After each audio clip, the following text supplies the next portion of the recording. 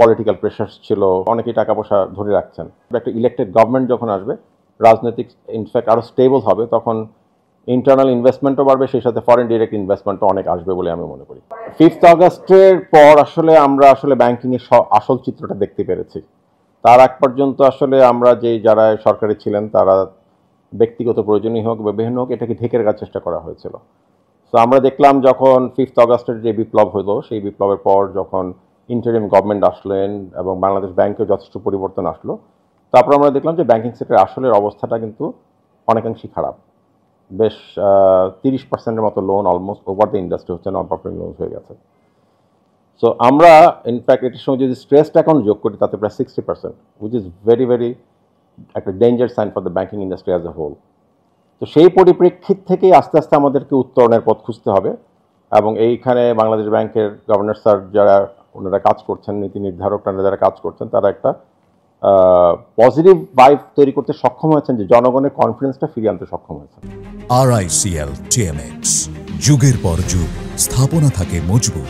যার জন্য ধরেন আমাদের যখন পেমেন্টের অনেকখানি আমরা বিদেশি ইম্পোর্ট পেমেন্ট ফেল করছিলাম, এই গভর্নমেন্ট আসার পরে সেইটাকে মোটামুটিভাবে একটা কন্ট্রোল, একটা ম্যানেজ অবস্থা নিয়ে আসছে, এবং এখন পর্যন্ত বাংলাদেশ ব্যাংকের বা আমাদের সরকারিভাবে আমরা কোনো পেমেন্ট এখন আর আমাদের বকে আনি। That's a big thing. এবং এটা একটা মেইন কন্ট্রিবিউশন ছিল অবশ্যই রেমিটেন্স। হিউজ একটা রেমিটেন্স এসছে, সেটা হচ্ছে মানুষের কনফিডেন্স এসছে এই সরকারের উপরে, যার জন্য ডিরেক্ট চ্যানেল, যেটা ব্যাংকিং চ্যানেলে টাকা পয়সা আসা শুরু করেছে। আর যেটা বললাম নন পারফর্মিং লোনসে আসলে আগে আমরা এইসবকে ঢেকে রেখেছিলাম অনেকেই, কারণ ছিল পলিটিক্যাল প্রেশার ছিল, ব্যাংক নিজের প্রফিট বাড়ানোর সময় অনেক সময় প্রভিশন করে নাই, ক্লাসিফাই করেনি। কিন্তু এখন কিন্তু মোটামুটি সব ব্যাংকেরই মোটামুটি একটা চিত্র আমরা সবাই দেখতে পাচ্ছি। সেই হিসেবে আমি মনে করি যে আমরা আসলে এখন আস্তে আস্তে এগিয়েই যাব, এবং ব্যাংকিং সেক্টরে উন্নতি হবে।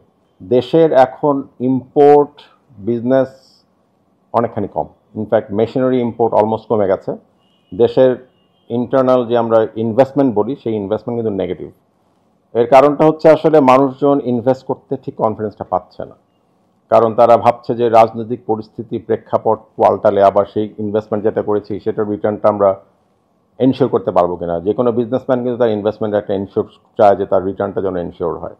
তো সেই ক্ষেত্রে আমার কাছে মনে হচ্ছে যে নির্বাচন, আমরা শুনছি এখন ফেব্রুয়ারি মাসের শেষের দিকে নির্বাচন হবে, এবং আস্তে আস্তে নির্বাচনের সময় মানি সার্কুলেশন কিন্তু ইন্টারনালি বাড়বে, যেটা এখন আসলে এই মুহূর্তে অনেকেই টাকা পয়সা ধরে রাখছেন।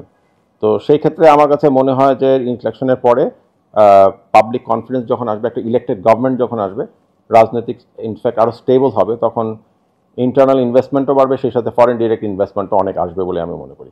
ইনফ্যাক্ট সেই রূপরেখা কিন্তু তারা দিয়েছেন। আমাদের যদি প্রধান উপদেষ্টা উনি কিন্তু বলেছেন যে আমরা কিন্তু রূপরেখাগুলি তৈরি করে দিতে যাচ্ছি, এবং এই পরবর্তী ইলেক্টেড গভর্নমেন্ট এসে সেটাকে ইমপ্লিমেন্ট করবে।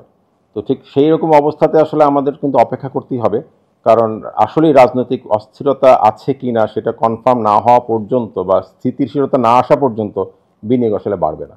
এই ব্যাংক আসলে ফার্স্ট জেনারেশন প্রথম ব্যাংক, তো মানে এই ব্যাংকের একটা ইমেজ জনগণের মধ্যে আমি দেখেছি।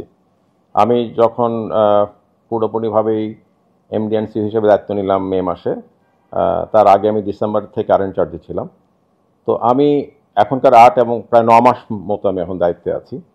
তো তাতে আমি দেখেছি আসলে এই ব্যাংকের একটা বড় সিদ্ধান্ত আমাকে নিতে হয়েছে, যে সেটা হচ্ছে যে আমাদের নন পারফর্মিং লোনসটাকে আমরা সারফেস করেছি এই জন্য যে আমাদের তো প্রোগ্রেস দেখাতে হবে, এবং প্রোগ্রেসটা আসলে শুধু দেখানোর জন্য না, অ্যাকচুয়ালি সেটা কার্যকর করতে হবে। সেই জন্য আমরা মনে করেছি যে আমাদের যত রকমের নন পারফর্মিং লোনস ছিল সেগুলোকে আগে ডিসক্লোজ করে নিয়ে আসা, এবং এই কাস্টমারদের পিছনে একদম লেগে থাকা, যে তাতে করে আমরা রিকভারি করতে পারি। সেই হিসাবে আমরা আসলে আমাদের জন্য আমরা টাস্ক ফোর্স করেছি, স্পেশাল মনিটরিং টিম করেছি রিকভারির জন্য, এবং আমরা আশা করছি যে আমরা এই বছর অলমোস্ট 3,000 কোটি টাকার মতো আমরা হয়তো নন পারফর্মিং লোনস থেকে আমরা আদায় করতে পারবো। আমরা আসলে ধরেন এখন থেকে আমরা সিদ্ধান্ত নিয়েছি আমরা আসলে কর্পোরেটে আমরা ফোকাস করব না। আমাদের টোটাল পোর্টফোলিও, লোনের যে পোর্টফোলিও, তারপর 90% হচ্ছে কর্পোরেট।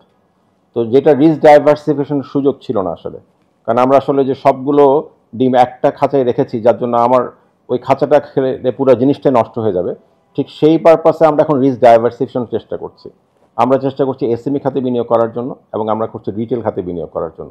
পাশাপাশি আমরা ইনফ্যাক্ট একটা মানে বড় ধরনের একটা পদক্ষেপ নিয়েছি, সেটা হচ্ছে আমরা ডিজিটাল ব্যাংকিং প্ল্যাটফর্মটাকে এক্সপ্যান্ড করব, যেখানে আমরা কাস্টমারদেরকে